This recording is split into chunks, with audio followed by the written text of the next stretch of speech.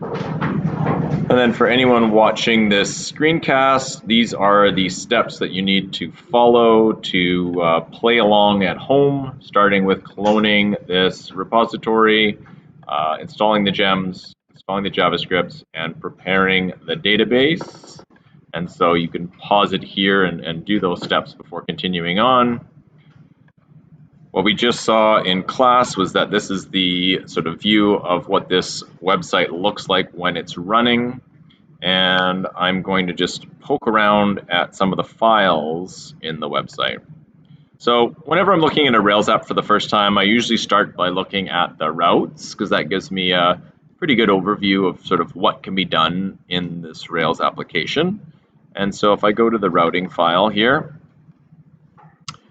what we can see here is that we have the resources command setting up some RESTful routes, but we're really only getting a show member route for breeds and a show member route for horses.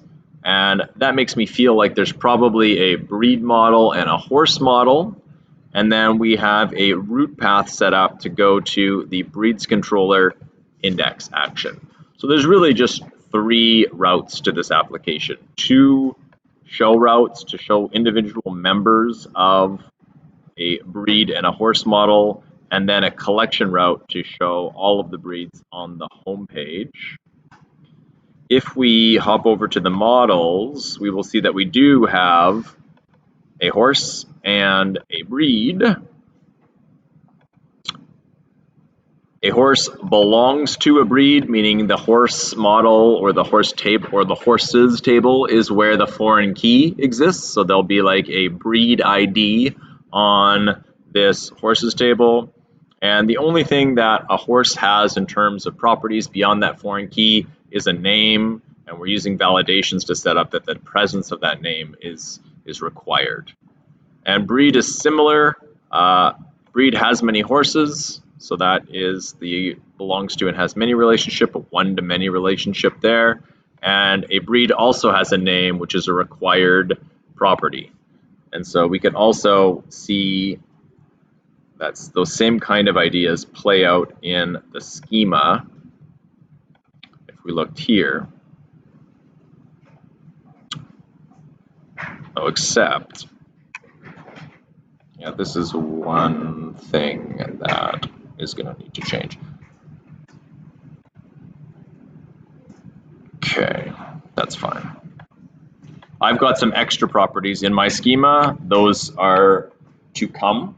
We're going to add some properties later on, like the number of legs this horse has, and its top speed and its age. But those won't be present in yours. Those are just a side effect of me hopping back and forth between some Git branches. Nonetheless, there's the breeds table and the horses table, and you can see the foreign key is right in there.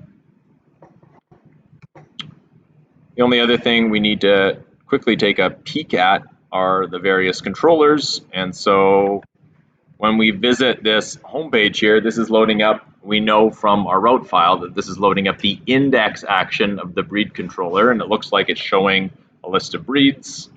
If we look at the controller itself, we'll see, yep, that's what it's doing. It's loading up all of the breeds and ordering them alphabetically by name, and that there's also a show in place that can find a breed by ID if an ID is put into the URL. So this is just like all of our other Rails applications that we've worked with so far. When we have breed/some ID, we're on that particular breed's page. And then there is also in the horses controller, just a show action there to show individual horses, again, by ID. So that's the quick overview of what is present in this application. I'm going to do a few things here. And just so that I can make sure, this is something that you don't have to do, but just so that I can make sure that my database is in the sort of the right state and not in a future state, because I was doing this with the other section, I'm going to do a Rails DB migrate reset. and see if I can just get my database back to a point where I don't have those extra columns there on the horses table. And then I will reseed my database to get me my data back again.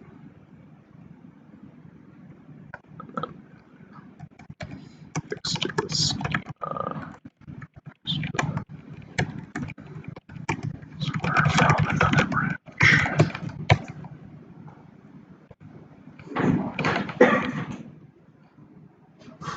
Oh, and that's just because that ID no longer exists.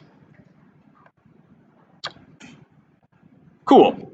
Okay, so what I want to demo today is this concept of partials, which is sort of the Rails equivalent of an HTML component. So like a reusable collection of HTML that represents some kind of reusable item within your website.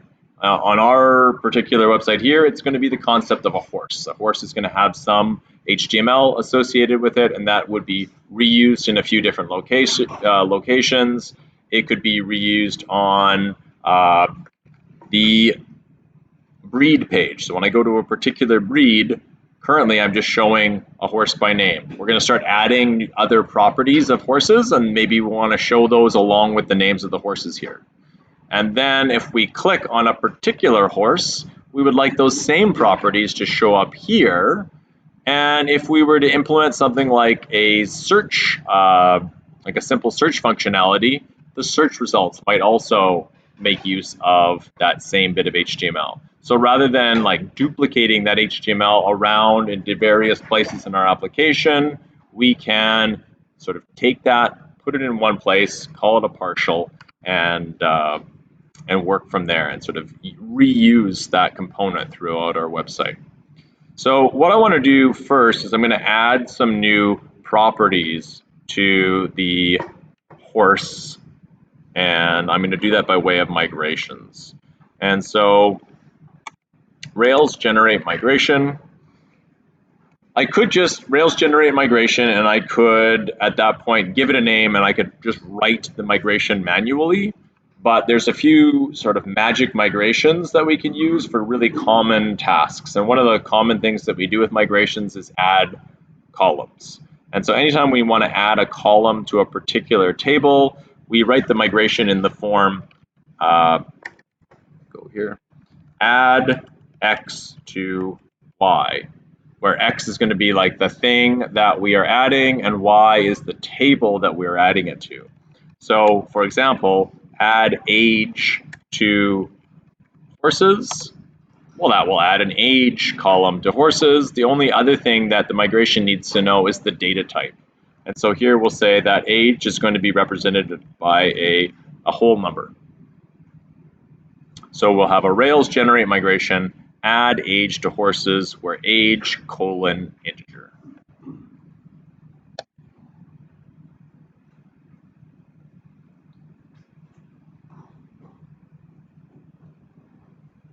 If I run that, I get a migration that is generated, and if we peek into that migration, we'll see that it definitely is something I could have written myself. Knowing about the magic migration generator just saves me a little bit of typing, but all it is in the migration itself is an add column statement, the table we're adding to, the column that we're actually adding, and its data type. And so we'll do that a few more times. We're going to add, along with the age, number of legs. And number of legs is an integer as well. So we're building this website for like a horse racing company in the future. And they have like mutant horses in the future. So like, it's not just four-legged horses. There's anywhere from like 2 to maybe 200 legs on any given horse. So that's why this is a very important property. So we'll add that.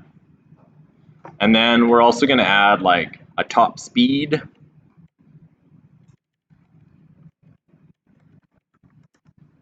And I'm going to make this a decimal number. So we'll say top speed decimal.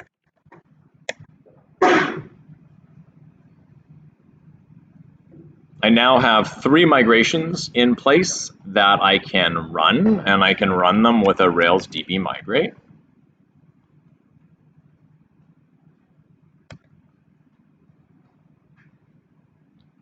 And that'll, one by one, add the age, add the number of legs, and add the top speed to the schema. And if we were then to look at the database schema, we would see those changes. Here they are. So that's good. I now want to visit the seed script, or seeds script, and make sure that I've got some fake data for that information. So the seed script is pretty simple. It's just got a number of breeds that it's creating. Each time it creates a breed, it creates a breed variable, and then it uses that breed variable inside of a second loop to create a certain number of horses for each of those breeds. And it's here that I'm going to sort of add a few properties. So not only are we giving a horse a name, we're going to give the horse an age. Horses can be anywhere from 1 to 587 years old. Number of legs. Oh, and this, I'm just going to make sure that's an integer. I'm pretty sure when I give rand a range, it'll pick one element from that range, but I just want to be totally sure that it's an integer. Number of legs, anywhere from 2 to 222 legs for my horses. I need a comma after that one. I need a comma after this one. And top speed is going to be a decimal number. And so I'll say that it can be anywhere from like 20 kilometers an hour. Oh, look at a slower horse. 15 kilometers an hour to a random number times 50. 100. So when rand's called on its own, it's going to pick a random floating point number between 0 and 1. And so this means that my top speed is anywhere going to be between like 15 and 115.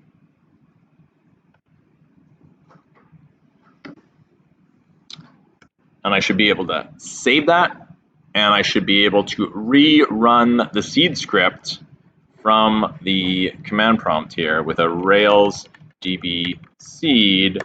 At the top of the seed script, it clears out the old data.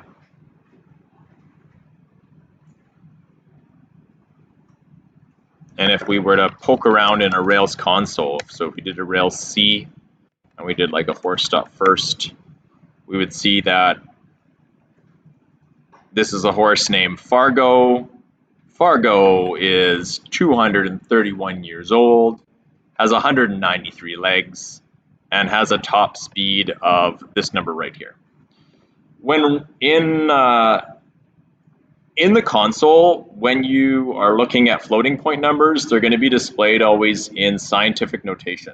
So you can see here at the end of that number is an E2. So that means like take this number here and multiply it by 10 to the power of 2.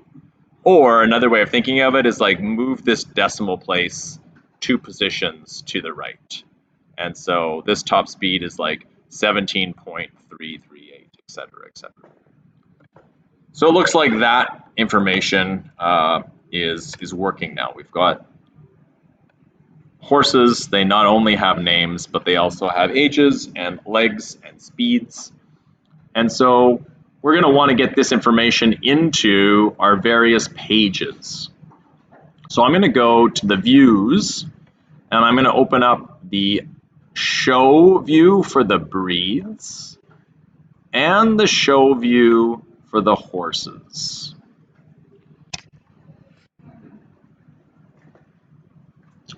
Initially, I might do something where like I go and I add, say, the age in 2 places. So I might say, okay, on the show page for a horse, I could like put in a paragraph tag and then like a strong tag and say like age, strong, and then I could echo out the horse's age like that. If we sort of space that out a little bit more nicely, it might look like that. And so now when I visit a show page for a horse, it should show me the horse's name and its age. So I'll quickly just do that and I'll come back to this code. Here's a horse. I've got to, oh no, I got to go back and reload because I've reseeded the database. So here's a horse and I can see the age down below. But I'd also like the age to be displayed along with every horse in this list here. And that's the show page for the breeds. And so then I would say, okay, well, now I got to go in here and, you know, like along with each horse, I could also, and I'm gonna like go over here and I'm gonna like copy and paste these two lines here and paste them in over here, change that to just plain old horse. And go back over here and see that. And I could continue this for all of our new properties, adding them one by one to the show page for the horse and this loop for the actual you know, horses that belong to a particular breed. And if I add more properties in the future, I'd have to, again, add them in multiple locations. And as I said before, if I also added, say, like a search results page, I would have to add it there. So this is an indication to me that I have some repetition in my code. And in the Ruby community, there's an emphasis on dry code, where dry is an acronym that stands for don't repeat yourself. This is an acronym where sometimes people can get sort of overzealous about drying up their code and like assume that any bit of repetition in their code is bad and try to come up with all sorts of abstractions or functions to remove repetition. And that's not really what dry is saying to you. A little bit of repetition in your code is not necessarily a bad thing, especially if you can save yourself some extra work up front.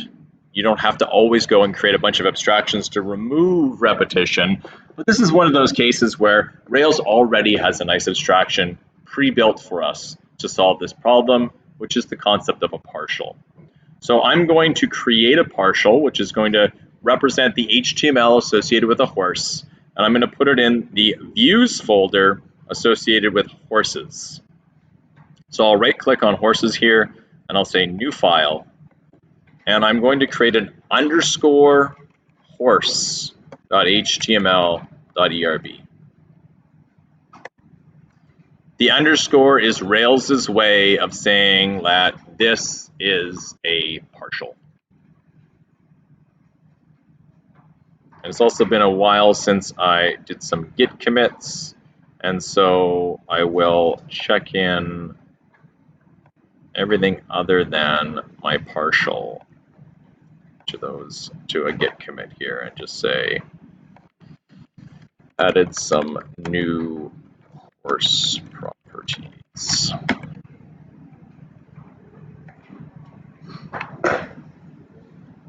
So inside of this horse partial is where I'm going to capture the repetitive code of what it means to display a horse in an HTML page. And so I'm going to create a div, and maybe for future styling purposes, I'll give it a class of horse.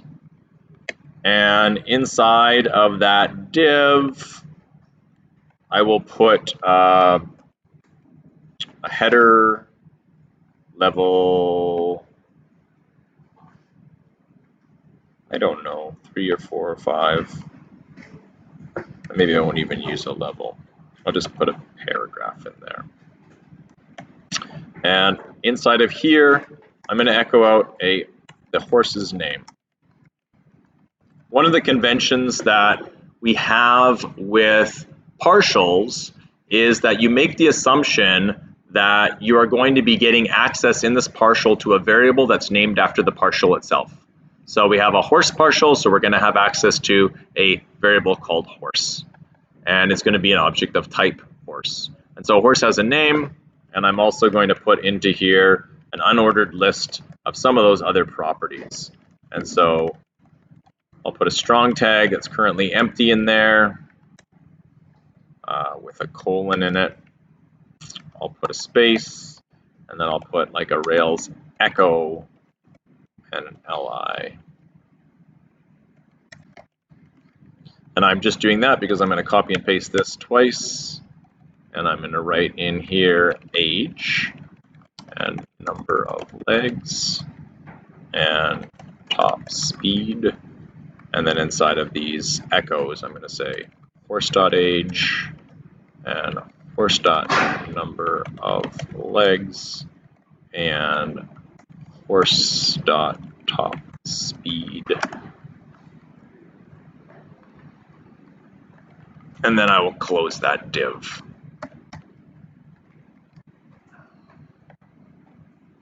And then maybe I will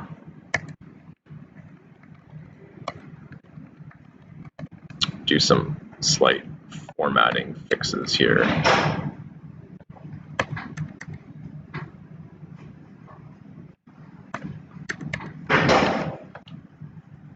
Yeah, I'll leave it like that. So all on its own, this partial doesn't do anything, right? It's just sitting off to the side. It's a file that is, it's been denoted to Rails as a partial with the underscore, but I'm not actually rendering it within any of my views yet, but I'd like to. And so, so I'm going to pick one of the two places where I want this to be displayed. I'm going to pick the show view for a horse, and I'm going to replace the current show view of the horse with a call to render this partial. And so this is where I have my show view for the horse. It's currently rendering out this horse's name and the age. Notice that on this page we have an @horse variable. That's because the controller is handing that off to us. That's where the horse model lies. But inside of the horse partial, we just have a horse on its own. That's not going to be a problem. And so here's what we do to replace this stuff here. In the place of all of that, I'm just going to put a Rails echo statement. And inside of there, I'm just going to say render horse. And Rails magic is going to take over. The magic is going to look at this variable and see that it's an active record object. It's going to see that it's an object of type horse. It's then going to say, well, due to Rails conventions, there's likely a view folder called horses. And so it will look in the view folder called horses, and it will look for a horse partial. And we happen to have one. And so it will then take this @horse variable, and it'll pass it into that partial, and it will come into this partial as horse without the symbol. And so when we go back over here, see if there's any errors in place. No, there we go. It looks like I didn't quite close a thing. Maybe it was the header here, so I can go fix that up, but it's got the right data. So if I go back to the partial, something isn't closed properly. It's probably one of these things in the application layout. Yes, so you'll have to do this fix as well. I just went into my views layouts folder, and the application html.erb, the second h2 has a beginning tag, but not an end one. So there's a fix that we need to put in place there. And that will make that look a little bit nicer.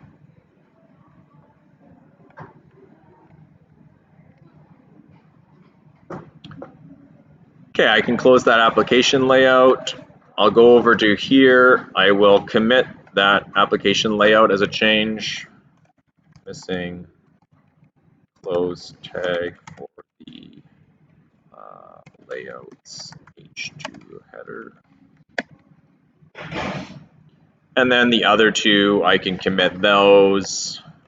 Added a partial for a horse component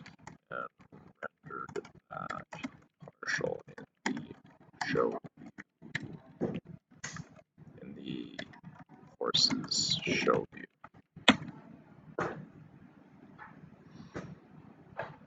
So that's one use of this partial. I'm now going to use that partial again over here. Now initially you might think that, I have this loop here, and so what I could do in this loop is I could do that same kind of thing. I could, for every pass of the loop, I could take this horse variable here and I could ask Rails to render it. And it should do the same thing, right? So if I go back to a particular breed, there's all of my horses and the partial is being used now in their place. But there's even a little bit more magic we can rely on, which is that the render statement can also take a collection. And so I could say like breed.horses. And here, render's going to notice that it's being passed a collection of things. It's going to look into that collection and see what those things are. It's going to look into the appropriate view folder and see if there's a partial that represents those things, and it will then render that partial once for every element in this collection. So it's just a nice short form, and it should just still do what it needs to do.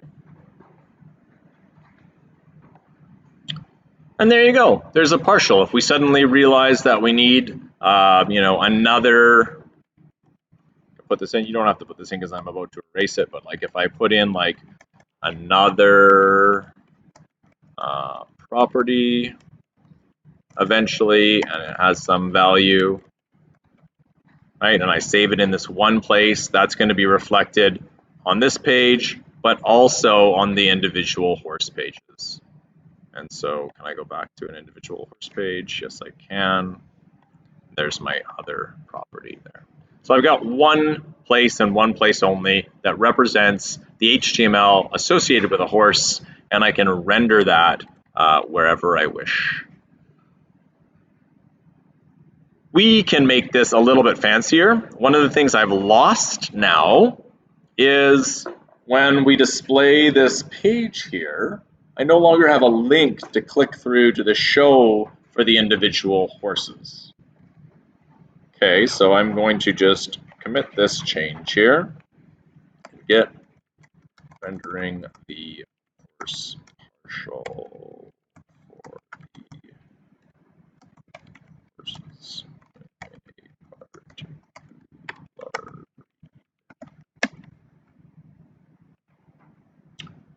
I want this thing to be a link, so I say like link to horse name, and the link should point to the horse. So just do a little update at the top of the partial. And if I go back to my page, there we are. They all have links now.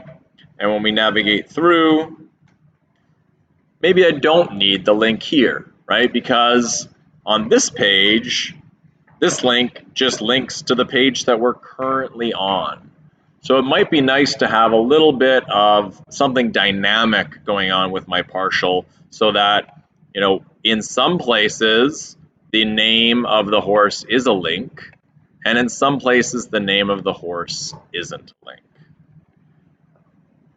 You could envision there even being some kind of variable that I could say, if name is link, that I go and create that link, and otherwise I just display the horse's name.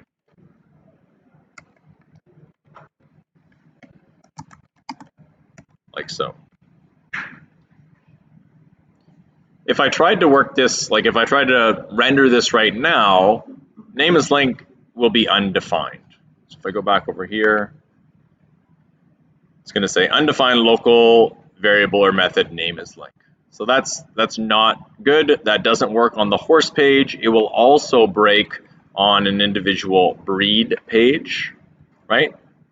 Undefined, undefined. So what I need to do is I need to have some way to pass in something. So in a way, you can think of these partials almost like functions for HTML. Some data gets passed in implicitly. One of the bits of data that gets passed in implicitly is the horse, right? I have either an @horse variable or I've got this collection of horses and it's being passed into my partial always as a variable that's named after the partial itself. Now I want something else. I want to pass in a little bit more state into this partial. And this is where I can sort of the magic of just letting Rails sort of render either a single thing or a collection of things. I need to sort of blow this up into sort of the long form way of calling a partial. And so the long form for calling the partial is it's not that much longer. I just have to say render partial, and I'm editing in the horses show. So I can say render partial horse for the object horse, and then I want some local variables. So I say make me some local variables that will exist inside of this partial, and I pass in a hash where the keys of this hash will be the variables that will be made inside of the partial, and the values will be the values associated with those variables. So I can say name is link, and on the horse show page, I want that to be false. I don't want the name to be a link on the horse show page. And maybe I want to make this a little bit easier to read, and so I'll do this. So render what? Render a partial. What is that partial? Well, look in this current folder and find a partial called horse. And notice I don't have to put the underscore. And then render for what? Well, for the object horse that we already have access to from our controller. And then create some local variables. I could make more than one. I could do a comma delimited list of key value pairs here. But for our partial, we just have one. Name is link, and we're setting it to false. So if I go back over here and I go back to an individual horse, you can see that the name is no longer a link. And I can do the same kind of expansion to the render statement over in the show page for breeds. So instead of rendering and expecting Rails to figure everything out, I'm just going to say render partial.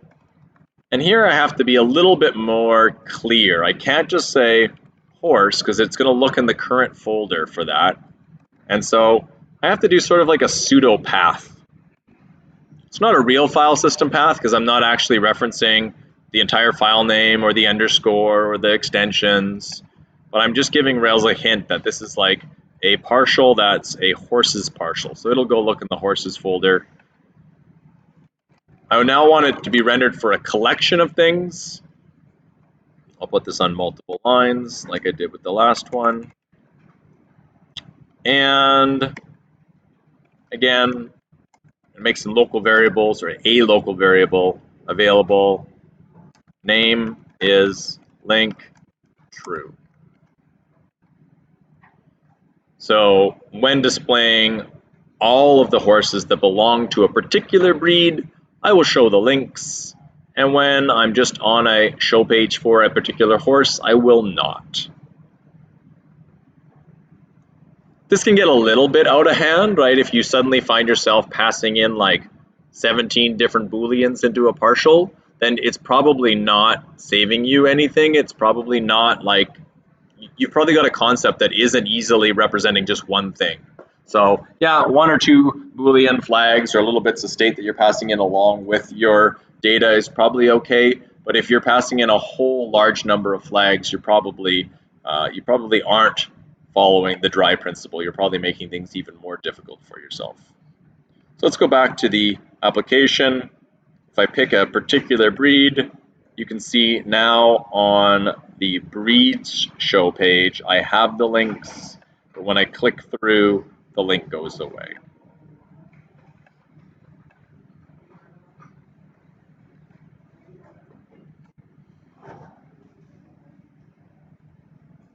How does that feel? Does anyone need to see any of the files that I've been working on? Or is anything broken on your version of the app that seems to be working for mine? Yeah. With different styles, you can, but again, you would have to control those different styles probably through some kind of flags that you're passing in with the locals. So again, it might be that you maybe actually want two different partials if you really want them to be styled differently.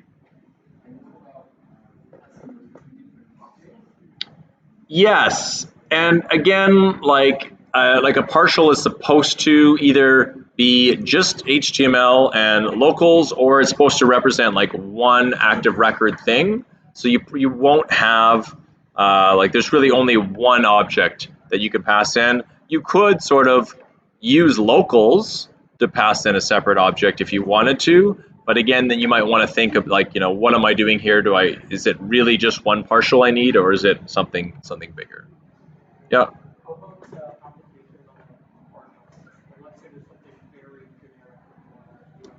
Yeah.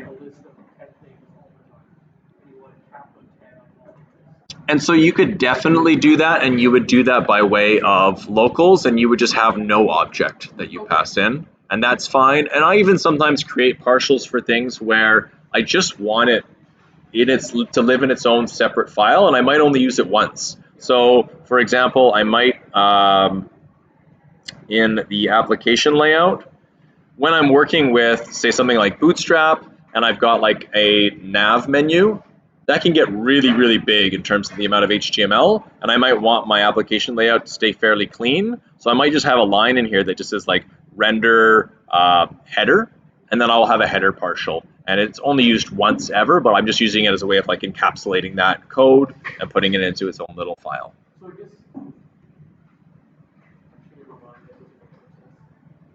But yeah, you definitely can use these for sort of like application level widgets and things like that, where you want some reuse, but they're not directly tied to an active record model or collection. Yes. And they're like, whether or not you're going to find, like, I guess for certain models, you might find some enough similarity that it would be worthwhile. But I would be hesitant there. I've been bitten so many times when I've tried to like build a clever abstraction, because I think a bunch of things are actually more common than they actually are. And then like, you know, a month into the project, I realized that they're not as common as I once thought they were, and I have to like unfold the abstraction that I rolled into my application. So that's the thing that I warn people about the dry principle, is like, be cautious about drying up your code, because it can cause you more problems in the long run. And again, if we built a search component, I'm not going to actually build that now, but if we were to build a search component and that search results returned a collection of horses, we could render the results with the same partial as well. And so I'm going to pause the video so that we can take a little bit of a break, and then we're going to come back and we're going to step over to the styling of this website, and we're going to sort of visit the Bulma framework and see how it can be used to style a Rails website that includes some partials. So we're going to do some styling here. Fairly basic styling. I just want to, at this point, you've likely either in WebDev 2 or maybe in this first initial project done a little bit of work with Bootstrap. I still use Bootstrap for a number of things, but I've started to use Bulma more, so I just wanted to give a quick sort of overview of sort of the Bulma way of doing styling and how you would bring Bulma into a Rails application. The way I used to do it was there was a gem called Bulma Rails, and you would just add this to your gem file, and then you would go into a single file in Rails in the assets folder called application SCSS, and you just say import Bulma. And that, you know, that would have worked up to a few days ago, but then Bulma just released their version 0.8, and this gem has not bumped its version up to 0.8. So if I was to use this gem right now, we would be on a slightly older version of Bulma, which you know, wouldn't be really the end of the world, but I want to be using the most recent one because I want to use their docs, and their docs are going to reference the most recent version. So I'm not going to use this, which means that Bulma is going to exist outside of Rails's asset pipeline. I'm going to add Bulma by way of a CDN, or a content delivery network, which is a common way of adding in JavaScript and CSS. And there's, pros and cons to that. So like the downside to using a CDN is that there's now a single point of failure for your app styling that you don't control, right? So if the CDN goes down, your users aren't going to get an unstyled version of your application. The benefit is how easy it is to add something with a CDN. And also, if the CDN you're using is popular enough, there's a chance that a user visiting your page may already have a cached version of the thing that you are asking it to use. So if someone else, if a user has already visited another website that is styled with Bulma that is using the Bulma CDN, they'll already in their browser have a cached version of the CSS, and they won't even have to download it. So again, pros and cons. If I was doing this as a production app, I would definitely bring Bulma into the asset pipeline and have Rails manage it rather than the CDN. I'm going to go to the documentation and to the overview section. And in the start, it gives us a little sort of starter HTML document. And I'm going to pull a few tags out of this HTML document. I would say for this part of the demo, it's no point in trying to sort of code along with me. Just sort of watch what I'm doing. And if you want to code along, maybe go back and watch the video, because I'll go rather quickly, and things can get finicky when you're playing around with these kind of things. So one of the first things I want to pull over is this meta tag. I'm going to put it into the head of my document. And this is the viewport meta tag. This is what makes it so that when you view a web page on a mobile browser, you don't just get like a tiny little web page that you have to like sort of like zoom into, right? So because you don't want your mobile users to see like a very tiny version of the desktop app. You want it to be responsive. And the first way of dealing with that is to specify to the browser that the viewport's width should be the device width, not some kind of zoomed width, and that the initial scale should be 1. So that's important anytime you're using sort of responsive layout, and Bulma's based around sort of the concept of responsiveness. The other thing I'm going to pull in is a link tag, and that's going to link me to Bulma itself. So I'll just put that here at the bottom. And Bulma doesn't ship with any JavaScript, so I don't need any JavaScript tags. In this template, they also optionally load up Font Awesome for font icons, but I'm not going to use that either. So just this alone, if I put that in, and I'm going to, before I do that, I might as well finish committing my pre-styling stuff in Git here.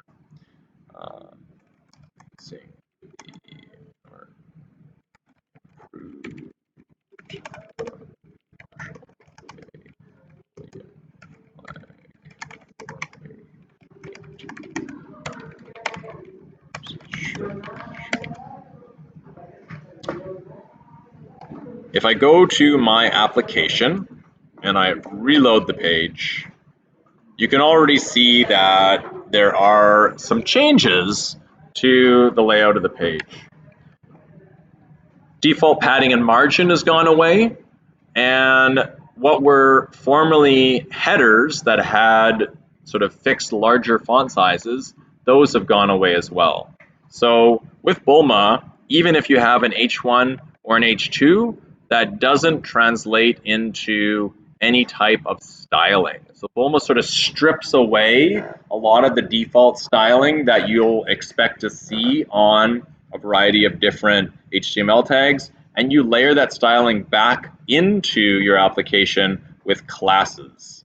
And you still continue to use headers, and you want to make sure you're using them appropriately, because a header is sort of two things, right? A header has some kind of stylistic meaning, which has now been stripped away, and headers also have semantic meaning in terms of like the importance of the data that they are displaying. So H1s are sort of the most important, and Googlebot and other search engines look to the different levels of headers and look to their sort of importance to find out sort of what your web page is about.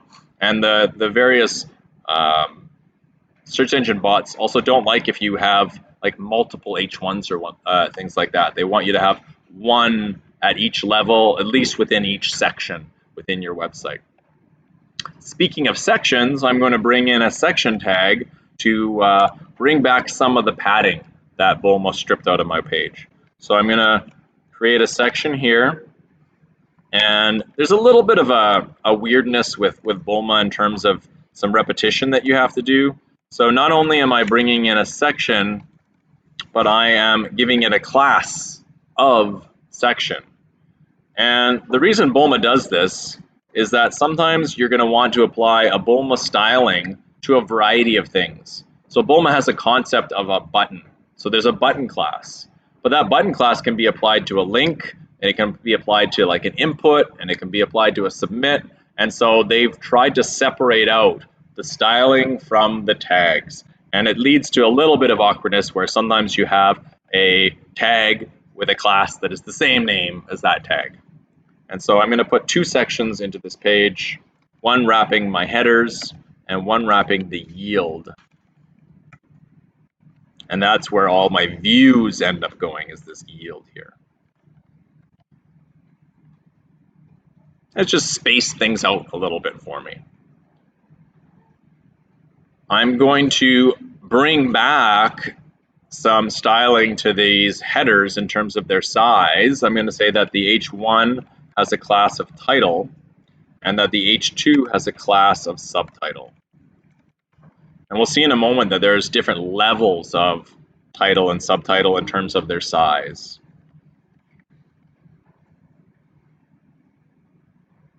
And if we looked at Bulma, we could see in their elements, title.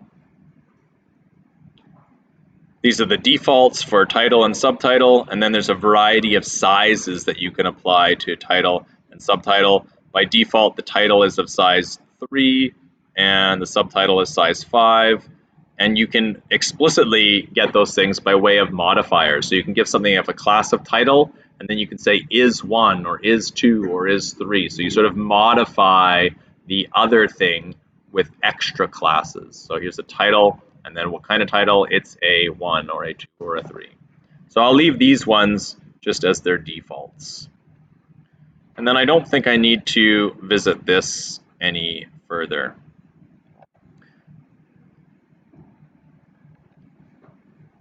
I'll probably now go over to my two different show views and I'll apply some styling there. So I'll first go to the show for the breeds. So that's, I will return to this. This is the show for, this is the index for the breeds. Yeah, let's stick with this page for now. This is the index for the breeds and I'm showing all of the breeds. And so it says all horse breeds and then there's a list of them. So that is the index. I'm going to pull that up. Here's an H3. I also want this to be a title. Sorry, class equals title. And I want it to be a little bit smaller than this one. So if the default is 3, I'm going to say it's a 4. So I'll say is 4. Come back over here. There it is. And then for each one of these links, I would like them to be a button. And so I'll go and look at what Bulma has to offer in terms of buttons. It has lots of pretty buttons. They can be modified in different ways. And they can be made different sizes. And they can be displayed in different manners, inverted and outlined and whatnot. I just want something that looks like this. I want a link button. And so I'm going to style that with button and then the isLink modifier. And so I'll just, here, Rails is generating the markup for me. So I actually have to pass into the link to helper what class I want injected into the A that Rails is actually going to generate for me. So I'm going to say class, and I want button, and is link. Go back over here and I can see that got some buttons, and I'm going to make it so that instead of them being each inside of their own paragraph tag, that they are inside of sort of one overarching paragraph tag.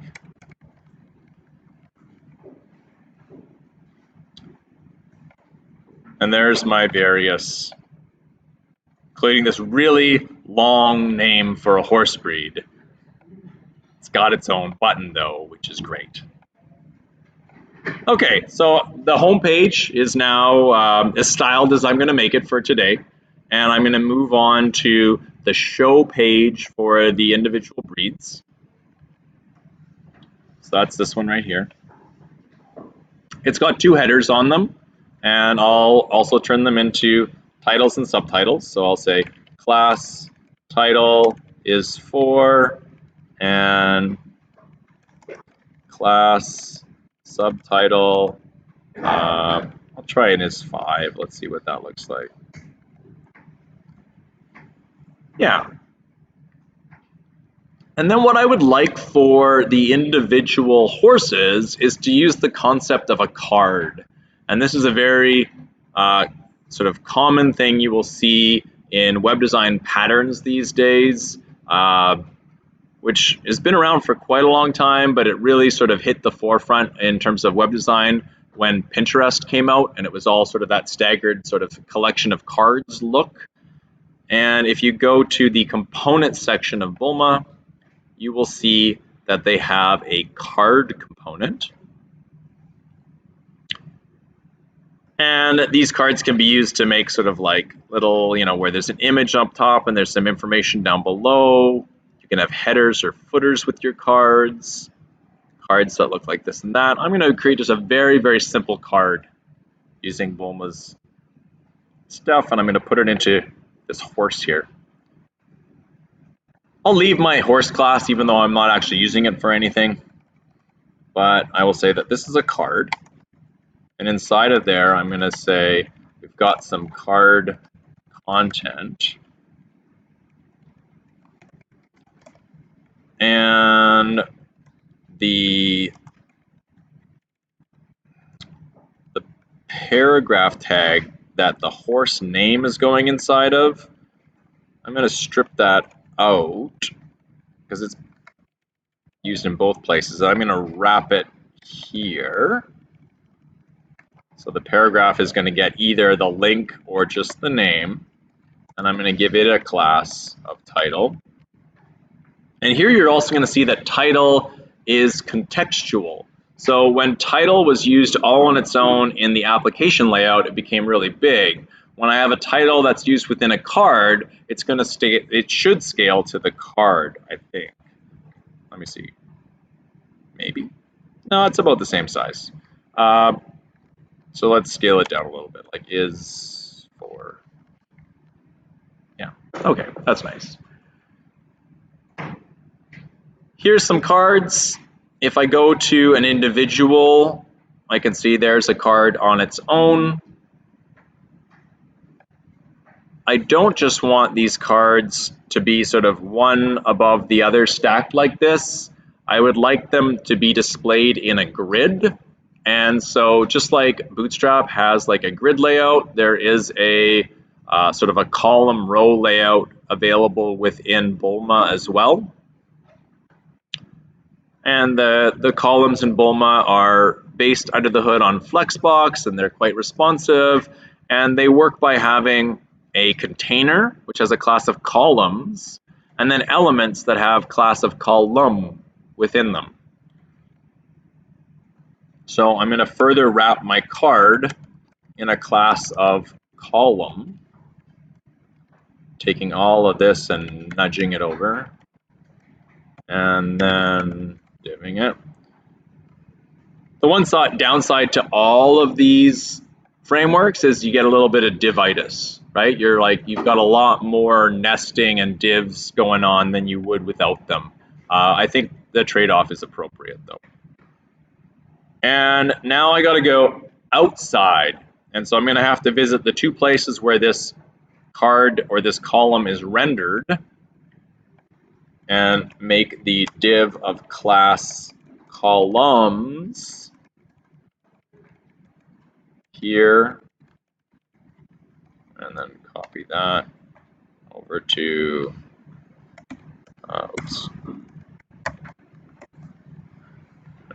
here, like so. Not quite done, but I'll show you the intermediary step. Got a bunch of columns. They go right off the screen because I've got them all in one row, and they're all of a fairly small size. If that's only going to be an issue on the everything page. On the individual page, it's not a big deal. But on the all page, that is problematic. So there's also, we could do a few things here. We could use Rails to like split the rendering of these things into like multiple like collections. I could say like do 4 and then make a new row, yada, yada, yada. But I'm not going to do that. I'm just going to say is multi-line. And that's going to say that like once it runs out of space in the viewport, it's just going to wrap to the next line, and that'll be responsive to screen size. So when I make my columns multi-line, I get them like this. It's okay. They're a little jaggedy, right? So sometimes they're of a certain height, sometimes they're not. That's going to be based on the fact that certain things are sort of pushing down. So here, when I have a 3-digit number of legs, that makes my my individual card a little bit larger. And you can see when we're down to just 3 cards, those get, because it's based on Flexbox, those sort of flex to fit. So I'm going to go into the horse partial, and I'm going to say like, I want each one of these columns to take up like a third of the screen. So I say is 1/3 is the modifier for column. And there you go. And I could say like is 1/4,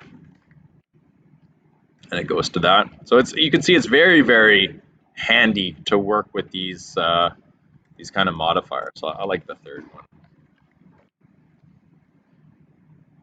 And now I have a lovely grid layout. It's got my various horses being displayed in a card. In a future version of this this application, we're going to add images. So we can add like a card image and have that sort of maybe above the name or something along those lines. We click through to the individual page and we're still seeing that particular card. And we've got our buttons on the front page. And that's really all I wanted to demonstrate. The other thing I can show is the responsive nature of this, right? So as things scroll down, we're going to eventually hit sort of mobile size, and the cards are going to go away, and they're just going to stack. Well, they're not going away, but the columns are going away, and they stack one below the other. And if if you're working with a designer that really wants to get down into the nitty-gritty, what you can do is you can even specify like how big these columns should be on any of the individual breakpoints. So you could say like, well, for for tablets, I want it to be 1/4, but then I want it to be 1/3. I think it's desktop. I can't remember the full names of all of their things. Where's the responsiveness for your columns? Responsiveness. Yeah, it's desktop. And so I could specify like how wide these things should be on the various breakpoints, and Bulma decides those breakpoints for you. And so that was one thing that I always struggled with when I was doing responsive design on my own. It's like, where should I set the breakpoints? At what size should I say like this is now a mobile device, and at what size should I say this is a tablet? Now I don't need to think about that at all. I can let Bulma handle it for me, and I'm even fine just sticking with, on mobile, I'm not going to have columns at all, and everything else I'm going to have 1/3. but it's got lots of different good modifiers that you can use with these columns here. So there's that. And even if we went into our little inspector and we did the mobile view, you get to see like this is what it looks like on like an iPhone 6, 7, or 8. If we were to drop it onto an iPad, it would look like this. You can see the breakpoints. iPads are sort of considered to be a mobile device, right? They're not getting columns at all. We could override that with the tablet modifier, Kindle, etc., etc.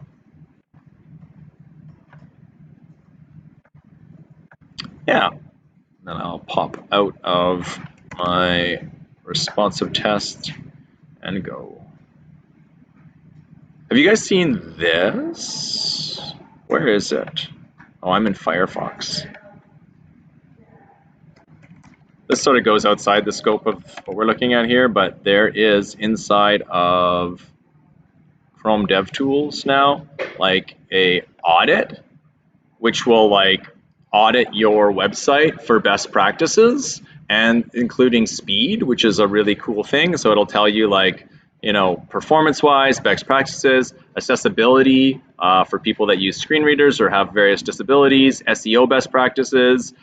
It'll actually throttle your sort of virtual network so that it'll simulate what it's like to load up on like a slow 4G network.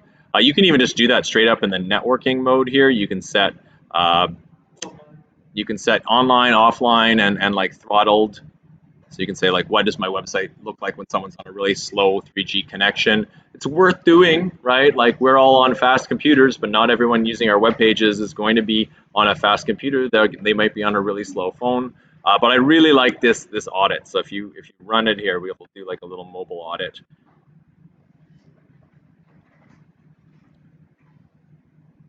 And then it gives you your ratings. So I've got pretty good ratings except for accessibility, and then it'll give me some things to watch out for and some improvements that I might wish to make. I can also see I should probably be putting these things into columns because they don't have any padding above and below them, so I could also add some columns for my buttons or at least a little bit of margin on those. But I really like this Lighthouse audit. And the only thing I find a little bit odd with it is that it's all done on your own machine. So if you have other processes running, like there's sometimes some inconsistencies of running audit where the numbers come back and they're different and you didn't actually change anything. And for that, Google has its own like speed test website thing. Yeah, page speed insights, where you can like pass it a URL for like an actual live production site, and it'll do those audits, but it'll do them in sort of a consistent manner. It's super, super handy. Google now, in terms of rankings on like Google results, will punish websites that get slow page insights, and you'll sort of fall down the SEO charts if you're not making performant websites. So it's getting harder and harder to be a web developer because there's more and more and more things that we always need to think about. But at least there's more tools that come along to help us out. Any final questions or comments from all of you for today about anything that I covered in terms of either partials or styling with a framework like Bulma? Yeah.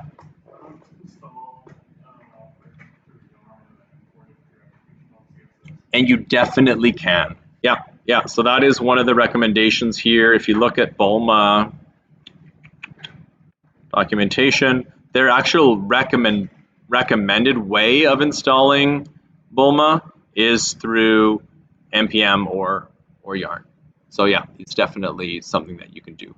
That I just haven't done it before, so I don't think it would be that hard though.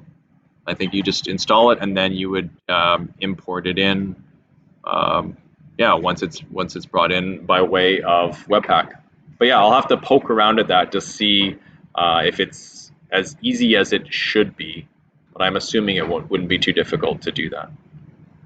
I'm still getting used to the fact that like Yarn is included in Rails. That's brand new to like this version of the course because Rails 6 wasn't out the last time I ran this course.